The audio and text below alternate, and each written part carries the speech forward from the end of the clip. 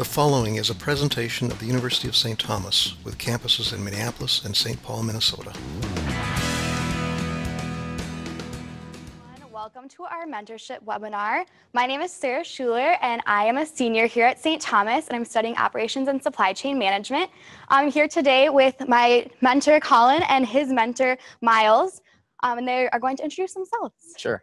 Hey, good afternoon, everybody. My name is Colin Mihm. I am a 2011 graduate from the entrepreneurship program and pretty excited to be a part of this panel today. And Miles, I'll kick it over to you. Yeah, welcome. And thanks for all logging on today to get a chance to learn a little bit about mentorship and all the resources available here at St. Thomas. I work for Microsoft as a district manager currently, and also I've been a part of the Tommy Alumni Mentorship Program for a number of years. And I've worked with Colin here for quite some time and excited to dig into this a little bit today. So thank you for having me. Yeah, so we'll dive right in with our first question. Colin, how do you find and ask someone to be a mentor? Sure. So I think there's a couple different ways to do this. One being, if you're a current student at St. Thomas, you have a lot of leverage, right? There's take a Tommy to lunch, and that's actually how Sarah and I met, I believe, 3 years ago, and we're still in this relationship pretty strong. So the other piece is going to be the student-alumni mentorship program, which I believe is kicking off sometime in the fall or spring. So something to take advantage for sure. If you're not in school or at St. Thomas specifically, I think the best way to do this is to reach out to specific people in the industry that you're interested in and just try to set up some time to have a conversation. So whether that's setting up a coffee meeting or a lunch, just to learn a little bit more about their position, that's one way just to get started in that position. So I don't know if you have anything else to Yeah, no, I think that's great, Colin. And, I think I just want to frame up today a little bit too, and tell a little bit of a story on, how I got involved in mentorship as the recipient of phenomenal mentorship. Sure. I was, in a period of my life where I wanted to change careers and really dig into something new. And I was working in property management in a sales capacity, and I wanted to get more into leadership. And there was kind of a ceiling over my head at my employer at the time. So I made a big courageous leap to join Best Buy, and I started working in the stores actually, and leading teams in the retail environment. But I got promoted to the corporate to a corporate role, and then I was tasked with a whole host of new challenges that I hadn't had a lot of experience with. And so, to help me with that, I reached out to Bill George, who became an instrumental mentor for me personally and has helped me grow as a leader and really understand what authentic leadership is. But during that experience while I was at Best Buy, he helped me to really navigate all the minefields and landmines that exist out there for new leaders and new managers. And one of the key takeaways I took from him was certainly, no matter what your title is, you can be a leader. Right. And the title itself isn't inherent in leadership. So for me as a young leader at the time, I had to recruit, hire, and train teams in both Southern California, Chicago, and Minneapolis. And during that time they also saw the benefit Bill was having on my life. And Bill invited me to go to Harvard Business School to take his course on authentic leadership development. And Best Buy was strong enough to support me and sponsor me for that experience. And that was actually right at the same time that I met Colin while we both worked at Best Buy.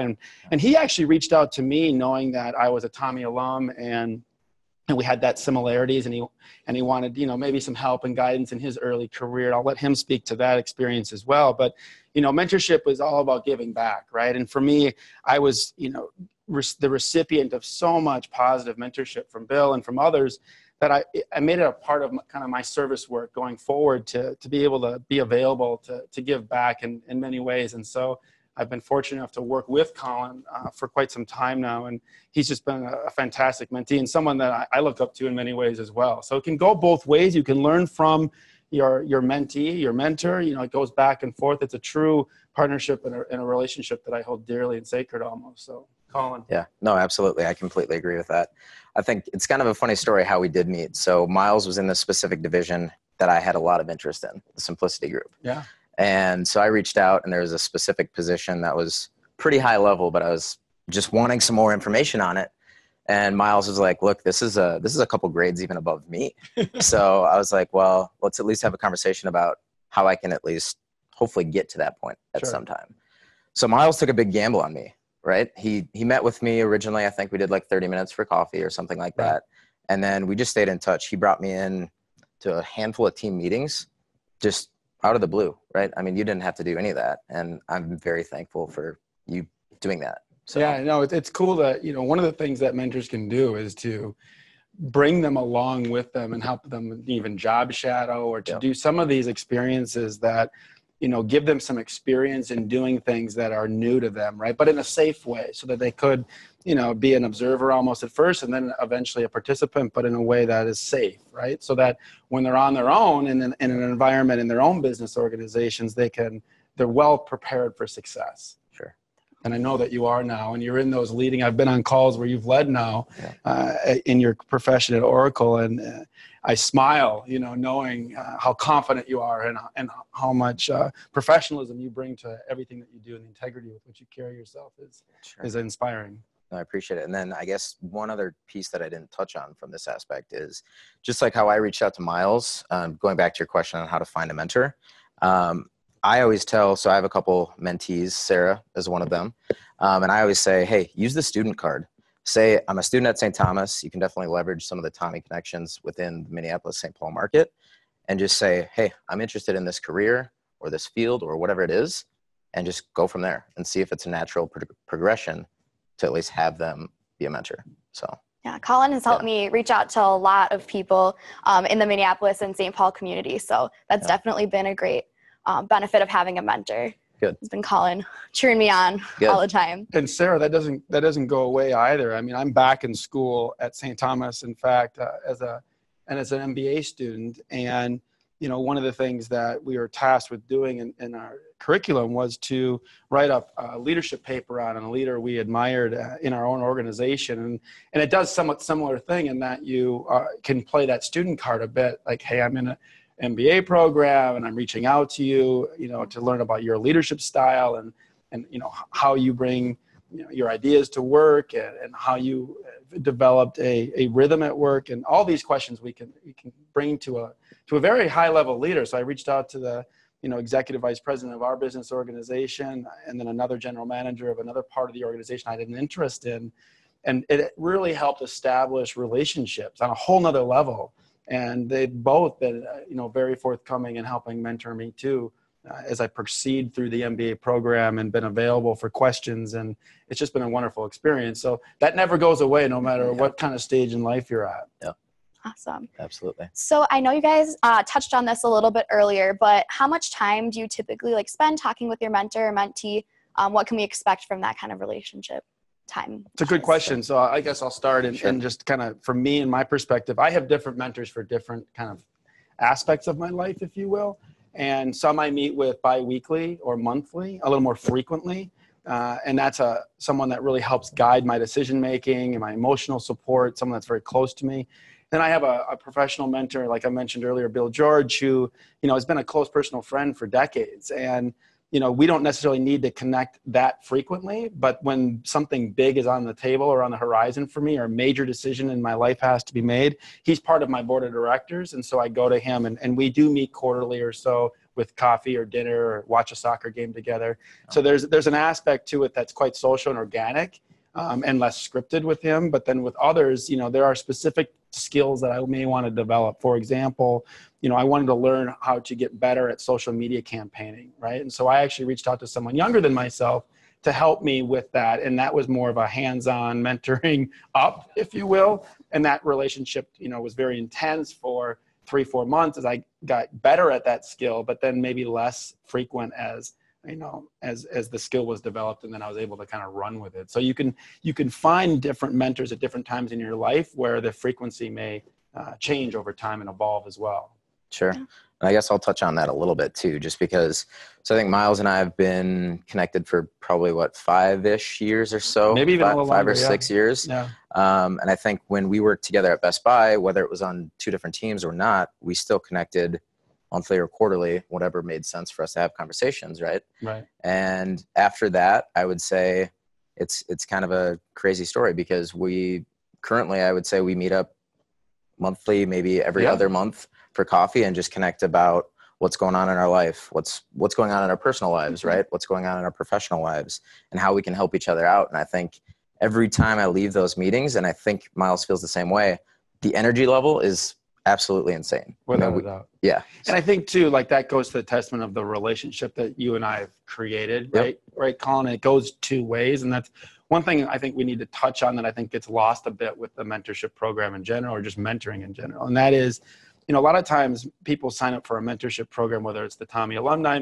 mentorship or another program that you may have at your organization. And the mentee kind of expects the mentor to give them something, or to be there to make the connections, introduce them, or give them a job perhaps, right?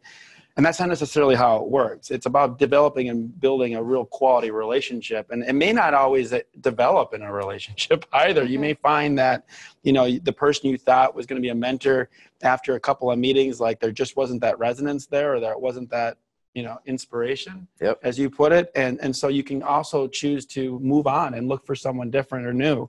And certainly with us, over the last 6 years, our relationship has evolved. And it certainly is a mutual relationship, right? Where I get something out of it, he gets something out of it, but more importantly, we're there just to help each other, right? And that's I think, testament of a real solid relationship, or mentorship relationship, is that we care about each other and we're there to help each other. For sure. And I think one other piece to touch on for this too is, like, we met through Take a Tommy to Lunch, right? If you're going to be put in these positions where not necessarily it's going to be the right fit every time, right? So you can still be connected with them and learn from them and share stories and all that kind of stuff, but you don't have to force that mentorship at all. So I think that's just something to be aware of, in my opinion. So definitely. And I know I have you as a mentor, but I also have a few other mentors. So how do you guys feel about having multiple mentors, or do you think that's a good idea, bad idea? I think that's an awesome question. I think I have 3 mentors that I consistently communicate with. And I think you use each mentor for different types of questions or different types of stages in your life, right? There's more of a strategic mentor who can help with, hey, Miles has been to a lot of the things that I'm trying to do in my life from like a sales perspective. So I go to him for those types of challenges and questions because he's been there. He knows the mistakes that maybe he made or what he can learn from and how he can share that with me. And then I use other mentors for different tactical day-to-day operations, if you will, or tasks that I'm working on. But I think Miles is definitely my strategic mentor, and it's paid off. I'll say that right now. Good. So I don't know if you want to touch on that. Yeah, I think, rarely will you find that you'll have one mentor for the rest of your life, right? You're going to have opportunities to have short-term mentorship where you need to develop a specific skill and someone can help you with that. That's better at that skill than you happen to be. The other is, the relationship building as it evolves over time. And a lot of times geography has something to play with it. I've had a couple of mentors that have either left the country or left the local area where I've lived. And it makes it a little bit more challenging, at least to stay connected on that face-to-face basis. And when you lose that, you lose a little bit of the dynamic of the relationship. But not to say that those people aren't there, they're not in my corner. And if I went to them, they'd be there for me, no doubt. But it's just different. It's different to pick up the phone and set something up where I can meet Colin, basically once a month at Starbucks on Hennepin Avenue, and we go there and we meet, and that's kind of our joint and our place where we get to talk about life and we have that ongoing conversation. And when we meet, there's not a lot of bringing us up to speed necessarily on the big things, because we're all right there involved in each other's lives on the daily. But it's more like, okay, I've got this specific thing I want to do or challenge, let me bounce this off you and see what you think. And it's a lot of that then gets to take place, which is a little bit more of a richer experience. So having multiple mentors, I think, is a good idea. But first you start with one, right? And I think instead of trying to go too thin and have 15 mentors for 15 different things, start with one, develop a good, solid, organic relationship, and then identify maybe what's lacking from that you need. And then maybe ask your mentor, hey, do you have any idea for someone that I'm trying to, for a skill I'm trying to develop, or an area of the world I'm trying to get, introduced to, and they might be able to help with that. So for example, with you, Sarah, as soon as we got a chance to meet you as we prepared for this webinar, and Colin introduced me to you, you quickly, got interested in kind of some of the things I've done or been a part of. And so I immediately extended my offer to be a support to you too. Right. And while I won't be your mentor because you've got a good one here, but I can certainly open up my network to you, and I can open up anything that, I can in terms of resources to help you along your path as well. So, when you look at a mentorship tree like us three have together, it's quite special. And it's something that we can hopefully build upon, and you'll be able to add a branch at someday in the not too distant future as well. I hope so. Next year. Yep. Sign up for Sam. So we've kind of already talked about this a little bit, but if you could touch a little bit more on what the benefits of having a mentor is, and maybe what the benefits of having a mentee is as well. I know we talked about it a little bit at the beginning, but I think that's definitely a big hit for this. Sure. So I can talk to a couple points on the benefits of having a mentor, and Sure. we can go back and forth on both of these actually. But I think one of my biggest benefits that I've had from Miles personally is, like I said, guiding me through basically my career right now. Mm-hmm. I was at Best Buy. This is kind of a funny story. So I was at Best Buy. Miles left Best Buy and he went to Oracle, and I basically reached out to him and I said, "Hey, I'm looking to make a career move. What are your thoughts?" And he's like, "Look, you should be looking at Oracle just from a training, development, experience perspective to really get you up to where you want to be," because he knows some of my end goals. And I had never thought about that. So I kind of did some digging around on LinkedIn and found another Tommy connection who was a hiring manager at Oracle. And I had an interview, went through that whole process, and that's kind of where I am right now. That's how I landed that job. And Miles, he didn't necessarily introduce me to anybody specific at Oracle, but he's like, "Hey, look into this." And I followed through, and it's kind of crazy how I'm there right now. And that's the front of the scenes, but behind the scenes too, as a mentor, my responsibility in that position was to not just kind of plant the seed and to help prepare him for the interviews that he was going to have eventually, but then, as a good Tommy and this is what how powerful the Tommy network can be at its best, is I did some behind the scenes working too. So Jeff Sorensen is the person you're talking about, I believe. And he was the hiring manager. He was going through his MBA at St. Thomas at the time. And he actually had interviewed me originally when I was hired at Oracle, and I was able to, have a conversation with him about Colin. And Colin certainly earned the job on his own. I didn't give him anything, but it was more just like trying to be a support and of help. And that's a good example of, I think, the Tommy alumni network at its strongest and at its best. And for me, and to answer that question, Sarah, a bit too, on what you can expect from a mentorship, or what mentorship means to me, I've had the opportunity where I've had my mentor actually completely counsel me out of making the wrong decision at the wrong time, and that was in my career as I was at Best Buy, and there was a company that was kind of knocking on my door, and on the surface was the shiny new company and the shiny new thing. And there was certainly a lot of good aspects of that company. I won't mention them and who it was, but nonetheless, he counseled me out of taking that opportunity, and what good advice that was, because that eventually led me to some other great companies that I had a chance to work for, right? And had some great leadership opportunities further at Best Buy.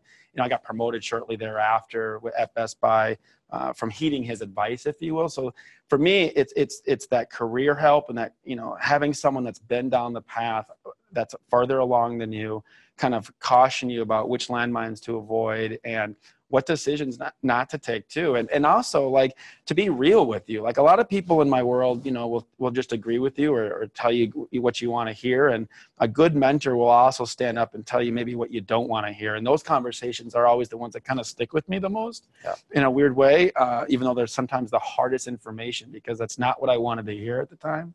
But certainly I look back on that experience as one that was probably one of the best moments between a mentor and mentee.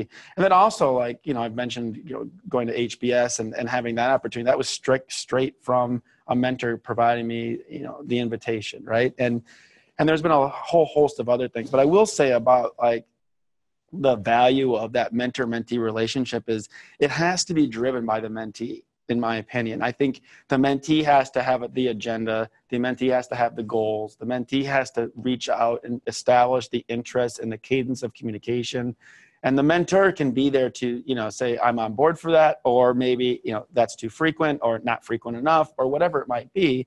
But I do think that, nowadays, I believe there's a little bit of a sense of entitlement that comes along with being a mentee, and it's often taken for granted in that the mentee really needs to carry the water, I would say 80% of the time, right? And the mentor's there to help guide and support. And there's also, the other types of mentorship outside of maybe the professional ones that we've talked about or the academic ones that I've mentioned. And that's that emotional support too. And really being a sounding board. I mentioned earlier about having a board of directors, and I take that very seriously. Like for me, all major decisions run through that level of counsel, right? And mentors are on there. You may have parents on there. You may have a professor that you love on there. You may have a brother you may have people from different disciplines in different organizations. But I think it's good to have a good, solid group of people that you can bounce ideas off of to help you guide and make those decisions in life, whether they're professional or not, maybe where to live or what nonprofit to get involved at, or, what grad school to go to, or, anything in life, really. I think that mentorship can be a good part of. Definitely. So this is not one of our pre-planned questions, but I'd like to know a little bit more about Colin, what you look for in a mentor, and Miles, what you look for in a mentee. I know you kind of touched on that in your last question, but I think that's definitely applicable to a group. We have some students watching and some alumni, so mentor and mentees. Yeah, so I guess there's a few things that I look for in a mentor. Personally, I think one is a career path that I'm interested in, and that's why Miles is such a good fit for me, because he's been there, he's done that, right? So I think that's one of the biggest things. The second piece is, are they going to be willing to invest the time in you? Because it's, like I said, it's a gamble, right? Miles took the time out of his day to meet with me originally, and he literally said, he's like, look, I'll help you. And I was not expecting that originally, by the way, but he took the time and has been investing time in me for 5 or 6 years. So I think those two pieces are the biggest things that I look for when looking for a mentor.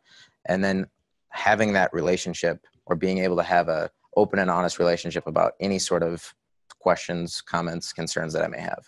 Yeah.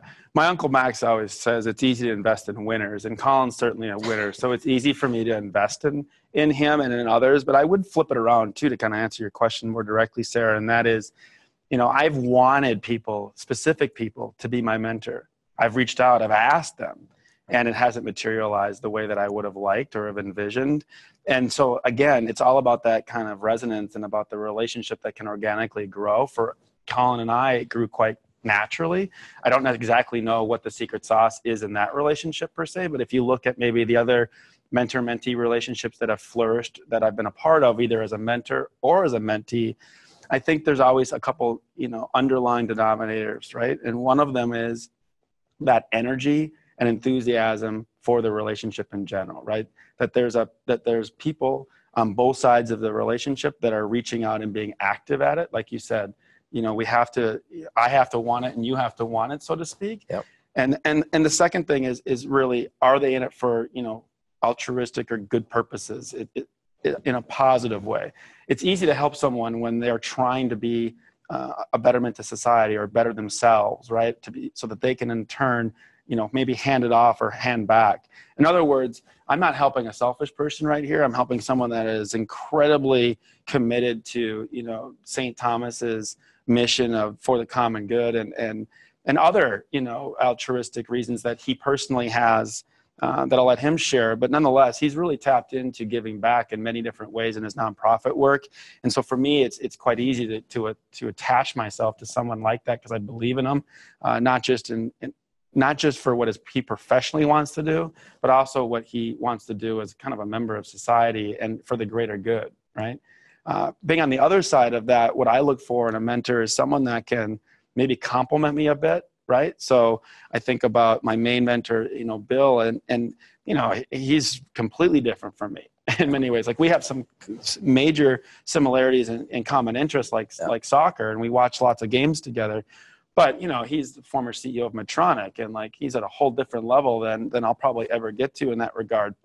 And, his interests may be quite different than mine, but, he is a person just like I'm a person, and I resonate with him and I trust him.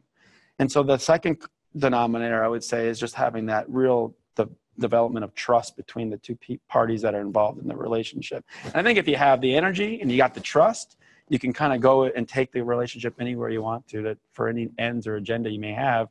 Because again, the third part being, having a positive, altruistic kind of mindset or framework when you go into it. Yeah.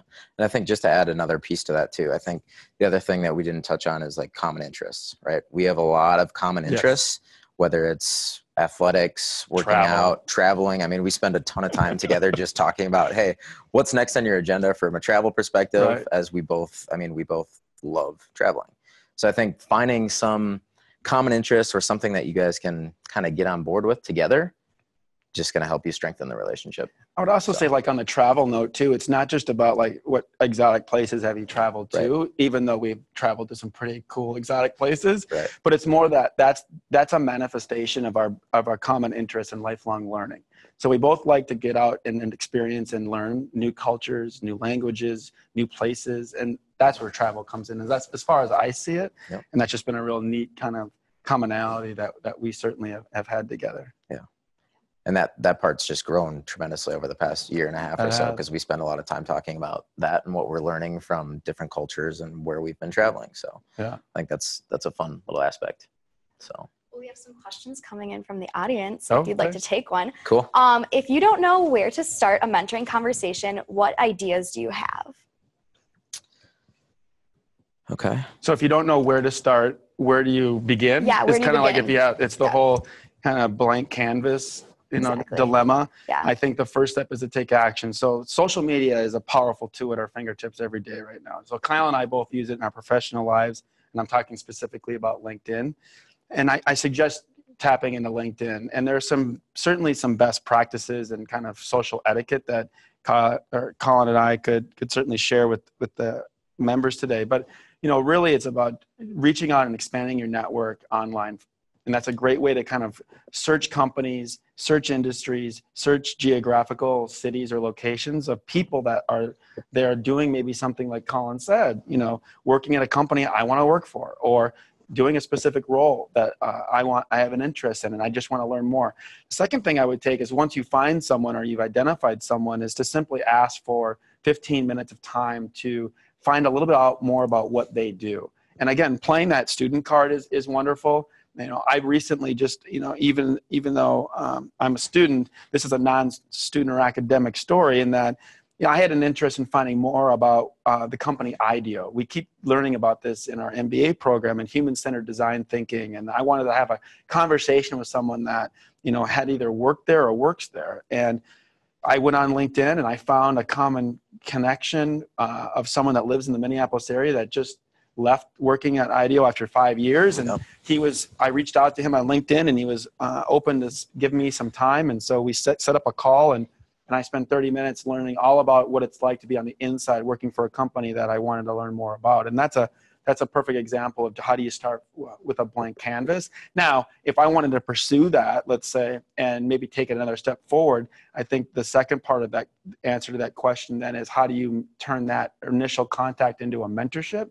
And I think that will evolve slowly over time, and maybe asking and setting up another call for some further conversations, and maybe asking what you could do for them. I always like to, include in every conversation I have with someone, whether it's a mentee or mentor or otherwise, after I've maybe received a benefit from the conversation, is like, what can I do for you now? Or if there's ever a need for anything you may have, whether it be at Microsoft or St. Thomas or Minneapolis in general, reach out to me. I'm here to help you now and be a part of your network. I think I can touch a couple pieces on that as well. I think, one, most people in the world are willing to help. Most people have the ability, if they've been successful in a certain role and they see who you are or where you want to go, they're willing to help. And I think that's where we started, because you're very, very willing to help. I know you have quite a few different mentees under your belt right now, and it's because of your willingness to help. Like, you want to see other people succeed. So I think that's the biggest thing, of just finding somebody, reaching out to them and connecting, and then having that conversation about where you want to be. And it might not be that individual that you reached out to, but they may be able to point you in a different direction, right? Yeah, I think about, like, I have a couple of Tommy mentees right now, and Emily Meeks and Dana Colony, and they've just recently reached out to me too. They get busy with school, and they're going to be seniors now, and it's like I understand that the relationship and the communication can ebb and flow as well. So I'm always there, and when they're ready to reach out and take the mentorship to another level, or if they have a specific need like finding an internship or finding a new job when they graduate, we're there to help in those critical moments of their lives and to help prepare them so that set them up for success. And certainly they'll earn all the success that comes their way on their own. But as a mentor, you can be there to help as a guiding hand. And I think one other piece to touch on too, from like an expectation perspective, is from a mentee, you shouldn't have the highest expectations from a mentor of giving you everything that you're asking. You have to be able to provide some value back to this mentor as well. So I think Miles touched on it earlier, but maybe even just asking, hey, Miles, hey, Sarah, what can I do to provide some value for you? Because I know you're investing a lot of time and energy and help in me personally. So how can I return the favor, if you will? So absolutely. I think that's just one way to talk through it. It's also a good way to, just express some of your humility and to help, form the relationship, regardless if there's actually something that the mentor needs from the mentee, right? Yep. Yeah. So going off of that, what are some ways that your mentees have given back to you before? Well, I'll start here while you're thinking. So Sure. just it came to mind as we were talking about travel. He's been all over the place. Like he's more well-traveled than I am. And I've been to, 27 countries. And Colin's done a great job of helping guide where I stay and what I do when I go to some of the, more distant locales as I have, and help prepare me for my next snowboarding trip in Chamonix, France. So Yep. I'm excited to go and take some of his best advice. But, in all seriousness, like there's an emotional support too there that I like that Colin offers, and just knowing that there's someone else out there that we're both kind of, able to bounce ideas off each other's head, and keeps me super committed to the philanthropic and volunteer work that I do. I have a conversation with Colin once a month, and he's telling me about this organization and this nonprofit work that he's doing. And it helps inspire me to continue to do some of the work that I've been fortunate enough to participate with, Common Hope, for example, or other nonprofits. Sure. And I think we can touch on this as well, because he keeps touching on a specific nonprofit that I'm involved with. And I've actually had you come out and volunteer with us as well. So, I mean, you can even touch on that experience and just how that kind of organically grew within itself. Yeah, that was a super fun time. Colin actually invited me to go out with him to a paintball field in the middle of nowhere and help out with a really awesome event where we raised a lot of money for, was it Children's Hospital? Yeah. So it was just a really fun time. So definitely doesn't have to be something super big, like getting them a job or something. You can definitely just give back with them, and that's definitely helpful. Yeah, absolutely. It's a good time. Absolutely. Awesome. Let's see. We have another question on here. How can you tell when a mentor or mentee isn't a really good fit for you? And then what do you do if you decide the relationship isn't a great fit? So you kind of talked about that earlier. The question is more around when it isn't a good fit. Yeah. I think you just know, right? Like in this experiences I've shared even today of I've wanted someone to be a mentor because they had the right title or they were in the right business org that I was interested in learning about. And the initial contact was great, but then there wasn't a lot of follow-up there wasn't a lot of that next level or that next step.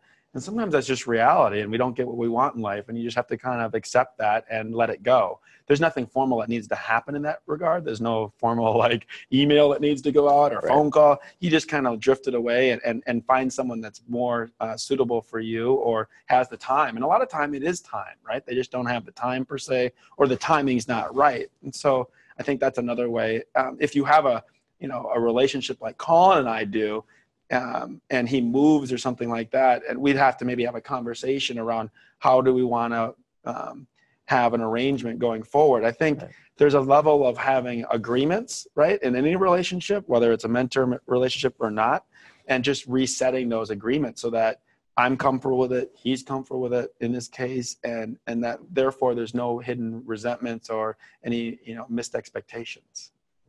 Yeah, I agree. I think it's all just about setting expectations, right? Take a Tommy to lunch, it's a very, very low investment for both parties, right? The student or the mentor. And I think that's probably the easiest way to get involved in seeing if you're going to be a good fit, because it's a 60-minute commitment. You're going to have lunch with somebody and you're going to say, hey, am I going to be able to get along with this person? Right. Or are they going to be able to help me? Or am I going to be able to help them? Because it goes both ways, right? From the mentee's perspective and the mentor's perspective. So I think that's one thing just to think about. But starting with a low investment 30-minute coffee or lunch or whatever it may be is just a good way to feel it out, to see if it'll work as a relationship moving forward. I definitely agree with that. It seemed to work out for us. Yeah, absolutely. So here's another question for you guys. How do you know that you're providing value to your mentee? I think the best way is to ask them. So one thing I'll ask early on in the relationship is just, am I doing a good job for you? Am I helping? Am I adding value? And if I'm not, how can I? Yeah, I think that's very true. You just have to be transparent with the mentor or the mentee. And I think we've talked about this before as well on, okay, if I'm helping you with a specific task, like a resume, for example, that we're going through right now, I think I'm providing value because you continuously ask me about that kind of stuff. Yeah. But at the end of the day, there's other things that I can help you with that you've tapped into as well. But I think it's just the communication back and forth, asking. So. Awesome. What is one thing that you have learned or done because of your mentor? Okay. I can take this one first. Sure. I mean, I'm just going to go back to my Oracle story that I kind of touched on earlier today, but I was ready for a career move and I wasn't sure exactly where. But that being said, I had conversations with Miles. I remember calling you specifically from Best Buy. And I was like, hey, here's kind of what I'm thinking. What are your thoughts about the next career move for me personally? And that's when the Oracle conversation came up and you said, hey, at least look into it. So I did some research. I did all my due diligence, if you will. And he's like, this would be a great fit for you. And that's kind of, I mean, I owe that to you, that I have that job. Not necessarily that everything that he did for me got me that job, but it definitely sparked my interest and I mean, got me where I am right now. And you're excelling in this role now, and I knew you would. And, you know, helping you identify maybe your hidden talents or your skills and passions and helping you come to the decision that's best for you can be maybe a black belt level mentorship kind of value add, if you will. But certainly I know Colin well enough, and I even did at that time. And again, I go back to the authentic leadership development that you can find through True North, which is a book written by Bill George.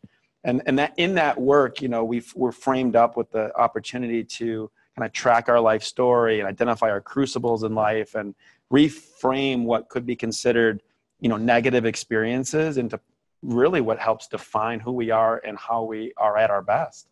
And if you can go through that process of reframing, I think you can unleash a world of kind of excitement and opportunity for oneself. And I certainly take that approach to mentorship. So I've had an opportunity to, for example, there was a woman that I mentored when I was at Taylor Corporation who was our intern and was still at Santa Clara and wanted to work for Oracle. And again, I took that same approach I took with you, which was to introduce her to the True North book and some of the things I've been talking about.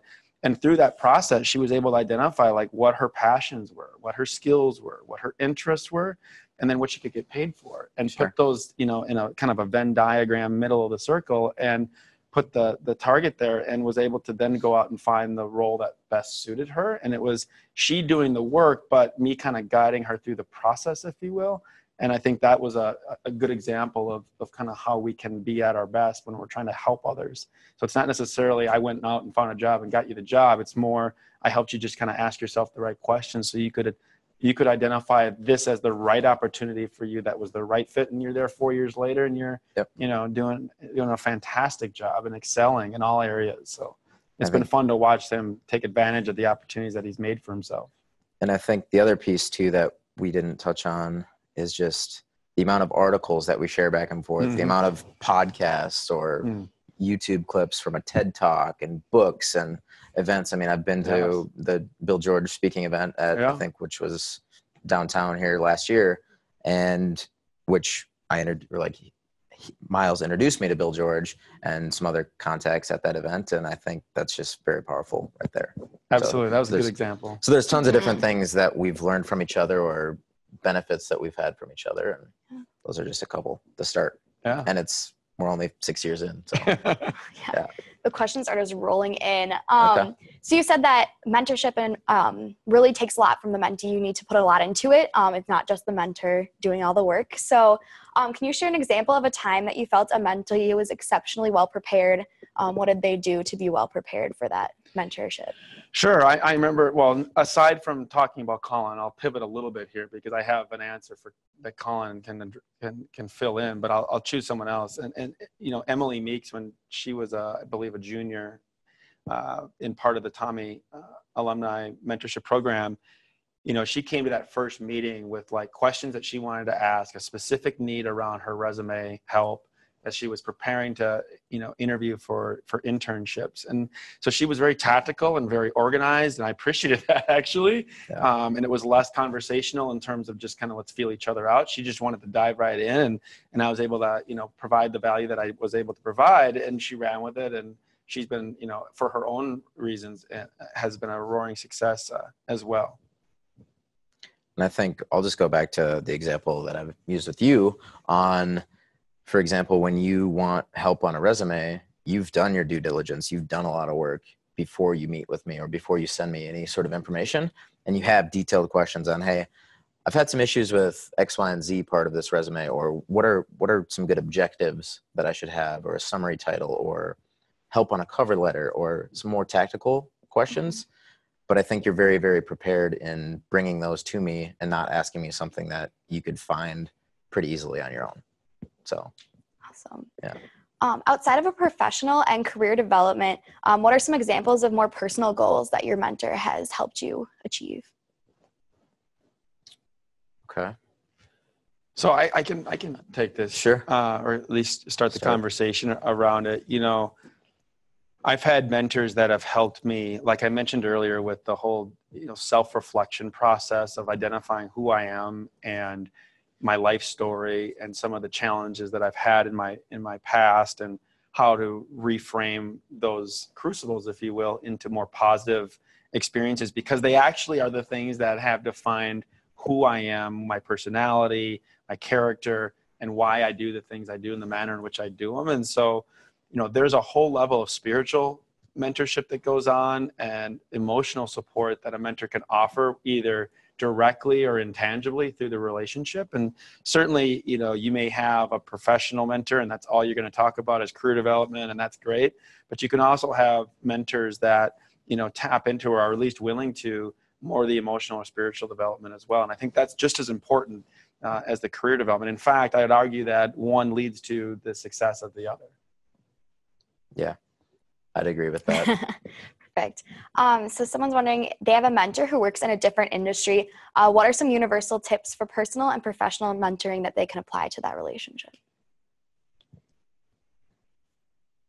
You want to reread that one? Yeah. They have a mentor who works in a different industry than they do. What are some universal tips for personal and professional mentoring that they can apply to that relationship? So I think, like, you know, now I hear the question a little bit better too. I had trouble the first time. Yeah. I think there are certain skills that are transferable across industry, and those might be some of the things that you'd want to get out of a relationship like that. Or if it's in a different industry that you have an interest in, then certainly they can offer you guidance on that, right? Obviously, if you're in finance and your mentor is in retail operations are not going to be of interest to the person that's in finance per se, but there's going to be transferable skills around financial, you know, accountability or financial planning or strategic planning and strategic thinking that I think are transferable in a sense that no matter what industry you're in are applicable. And those are maybe the things that you'd want to target. And also it's about how do you go about the process of career development, regardless of industry. And you'll find some universal truths that exist there as well. And I think the other piece just to touch on is the relationships that they could potentially introduce you to, right? So if you have a mentor in a different industry, whether it's an industry that you're interested or not, they may have some other relationships or connections at a company that you may have interest in. and it might just be an easy fit or transition to have a conversation about that as well. And when you think So- about how business is set up, right? Typically, regardless of industry, you're going to have your finance pillar, your accounting pillar, right? You're going to have your operations and supply chain, like you're studying. You're going to have your marketing pillar, your sales and marketing pillars. You're going to have your HR pillar. So you're going to have kind of the same structure regardless of industry. You know, there might be some variations depending. And if you're in one industry and you're in finance and you want to find a finance job in a different industry, well, that person at a different company can maybe introduce you, like you said, Colin, to someone in finance, but in that different corporation and that different industry. Sure. Does that make sense? Yeah. So I have a question specifically for Miles. Since starting the executive MBA program, how have your thoughts on mentorship changed? I think I've gotten more committed to it. I've been a partner of the Tommy Alumni Mentorship Program for, 5-6 years maybe. And I've just rededicated to that. You know, we're busy as MBA students, as you can imagine. The EMBA specifically, because we're going full-time, we're working full-time. My job requires that I travel, a bit to the West Coast in addition to the upper Midwest. So I'm on the road a little bit, and trying to fit everything in, and a personal life and a family and all that can be challenging. But with that being said, I think the EMBA has helped not just prepare me to be a better mentor, but also to recommit to being available to mentor others. And so I've signed up again this year and got matched this week. And I think next week we have our first dinner with the chili cook-off. So that should be fun. And if you're not participating or signed up, I know that there's actually an abundance of mentors available to Tommy undergrads. So a little plug for the program to help you kind of start those relationships that we've all started on this panel and been fortunate to be a part of. But I hope that answers the question. Yeah. Well, we are out of questions. Oh, here we go. There's another one just came in. How have you grown as a person outside of the workplace as a result of mentorship? I'll start. So my mentor's really been instrumental in my empathetic and emotional intelligence development. So I think back to even when I was at Best Buy and I took on that new role as a corporate leader, and I had a large disparate team from across the country working under me, and I just wasn't a great leader yet. Like I still had to develop those leadership skills, and I led more as a dictatorial style. It's kind of the style of sports captainship that I've been experienced at as a young age, and soon found that that wasn't delivering the best results. And so my mentor helped me, first of all, uncover that. Second of all, provide me the opportunity to start working on that. Now that skill is something I still work on today, but as part of that MBA program, we went through a battery of psychological assessments. And one of the things that I scored extraordinarily high on was my empathy. And that is not something that I'm born with, right? Like that's something that I had to specifically, a skill I had to develop and work at. And my mentor helped me do that. I think one other thing to touch on too is having Miles. Miles is probably my first mentor and obviously my longest relationship that I have with any of my mentors. But I think the other piece to that is, okay, what am I doing to give back the skills that I'm learning from him and hopefully transferring some to you?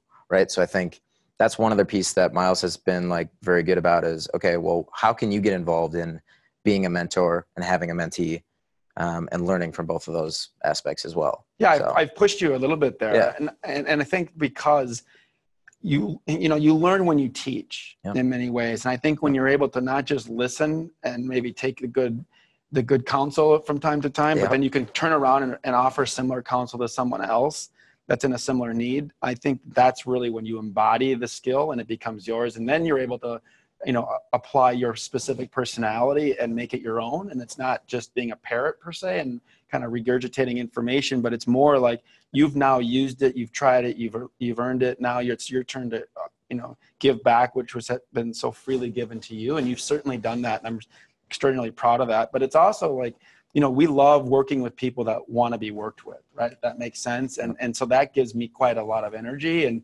I'll always be there to help mentor people for as long as they get something out of it and kind of help to inspire me to continue doing what I'm doing. Yeah, absolutely.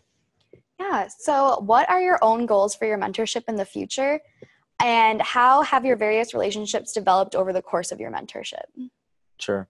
So I think some of the goals, one of the goals that I guess is newer for me is I've talked to Miles about moving to a different division within Oracle personally, probably over the past 3 months. I think we've been kind of talking about this.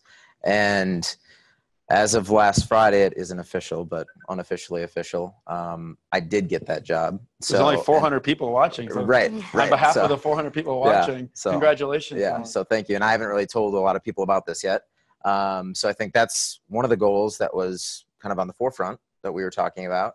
But personally, I think there's a lot of goals that we work on together that are about giving back, whether it's giving back through mentorship or whether it's giving back through the community on some of the nonprofits that I'm involved with. But I think those are just some of the pieces that are the goals that we kind of connect on and help each other achieve over time. Yeah, and just to add a little bit more color to that, I think that he sums it up nicely, though, is that the relationship between a mentor and mentee evolves over time. It's organic and it's going to develop, right? So there's no cookie cutter way to do this. And I think as you get involved in some of these relationships, you'll take it the way you want it to take it. And hopefully you'll have as rewarding an experience as Colin and I and Colin now with Sarah have had. But again, it takes work and it takes effort, and it doesn't come just freely. It has to be kind of invested in, but you'll receive exponential rewards, I think, if you're willing to put a little bit of time and effort and be prepared and kind of clear on what you want. And if you don't know what you want, to use the opportunity with a mentor to explore it, right? Sure. I think that's one thing that a mentor can help a mentee with, is just exploring what's possible, what's out there, and provide a sense of encouragement and confidence, and prepare them for those inevitable situations, whether it's your first internship interview or your first job interview. Like, you know, the proudest moments I have with mentees out of St. Thomas has been, you know, we have worked on everything from how to deliver a solid handshake, right, to how to look people in the eye when having a conversation or interviewing, to how to ask really good quality questions during an interview, whatever it might be. But it's just to see them take those skills and then apply them and then get the desired outcome, like a job, I think is really rewarding, and seeing people, you know, run with it, so to speak, in their own creative ways. Yeah. So I know you guys have been sharing a lot of stories about your mentoring relationships, but someone wants to know, what's the best mentoring relationship story that you have? Well, I think I've touched on one already, and that was, you know, when Bill reconnected with me and spent time with me and, you know, helped me to identify some of my blind spots and then focused with me on working on those. I mean, he basically invited me to go to Harvard for the Authentic Leadership Development Program. And I had to go to Best Buy and get them to sponsor me and pay for it. And it was not cheap. And everything aligned and it all worked out. But the experience that I got out of that, I mean, that was the beginning really of my own self-development professionally, if you will, that took place. Yeah. And ever since then, I've been, you know, continuing along that lifelong learning journey. And, you know, everything that I've learned in that experience, I owe it to others to give back. And that's why I'm so passionate about mentorship too, is that I've been gifted so many blessings that I take it seriously, that I want to be able to give back. And if I can, to someone like a Colin, who then can transfer it off to someone like you, Sarah, I think it's just super cool too. Like that's what it's all about. Yeah. Right. That's paying it forward. It's making an exponential difference in the world. And that's what made this so fun, because there's 3 different lines of mentorship here. And hopefully, Sarah, you know, like I said earlier, you know, one day, not in the too distant future, you'll be able to add a branch to the mentorship tree as well. Yeah. So we are getting towards the end. If you guys have any final thoughts that you'd like to share. I would just like to, again, thank St. Thomas for their commitment to, you know, developing resources and platforms to engage alumni with existing undergrad students. It's amazing, you know, out in the real world. I have a cohort that, you know, recently went in for a bank loan to purchase a business. And that's a major life event. And when he was sitting down talking to the loan officer, found out that he was an MBA student at St. Thomas, and immediately excused himself and went and got the president of the bank and brought the president of the bank in, who also was a Tommy, and immediately, granted the loan without collateral. And, that may not happen every day, but I want to just tell that story because I think the Tommy network in the Twin Cities especially is super powerful. And it's almost, it's a given that you should take advantage of these resources if you're an undergrad, but maybe they don't know that. And so this platform today, I think, is good to get the word out a bit. And also I'd like to thank Jessica Etnan, who oversees the department that puts this on. She's done a great job of engaging me and engaging others to give back, really, and to get engaged with St. Thomas as an institution. And I'm just very proud to be a part of St. Thomas and the community. And any way I can give back is an opportunity to be helpful. I'm all about. Sure. And I'll touch on a couple things too. I think one, Miles was saying how important it is to just get involved with the Take a Tommy to Lunch, which is very easy. Get involved with the student-alumni mentoring program. I'll speak firsthand. I did not take advantage of this until my senior year. I wish I would have done this my freshman year, but I didn't really know what I was doing in my freshman year and trying to just enjoy college, right? But I think from my perspective looking back, and I think I've told you this specifically, take advantage of all these programs. Like that's why St. Thomas builds them, right? Yep. So, and they're very, very powerful, especially in the Minneapolis market, if that's where you're going to be, because there's a lot of Tommies in high profile jobs around here. So there can be a lot of help done. So. No, and someone sent in a question during that time. So this is the final question now. Sure. So what are some of your current goals that you're working on and willing to share with anyone in the webinar that could help you achieve it? So some goals that maybe other people can help out in the Tommy network. Wow. So for me, it's to continue, like I mentioned earlier, being a lifelong learner. So I'm just trying to continue to be a learner and humble and open to new opportunities and experiences that help me further my dream of, owning my own business one day. I think that's something that Colin and I both share. We were born with this entrepreneurial spirit, right? And again, at St. Thomas, we both had that infused with energy and life. And, he majored in entrepreneurship, for example. And I, being in an MBA program now, am really getting excited about some of the human-centered design thinking that we're doing and some of the, innovation work that has come out of the MBA program. And I want to run with that, right? So I want opportunities to be able to innovate and grow both professionally and personally, but also to help the organizations for which I'm lucky to be a member of, to help them grow as well. Yeah, and I think I'll just touch on one other aspect of that.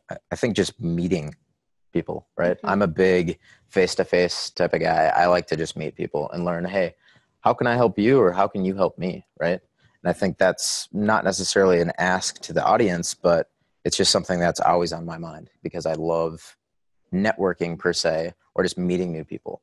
So I think that's one of the goals that I have is just to continuously meet more St. Thomas alumni that we can help each other out.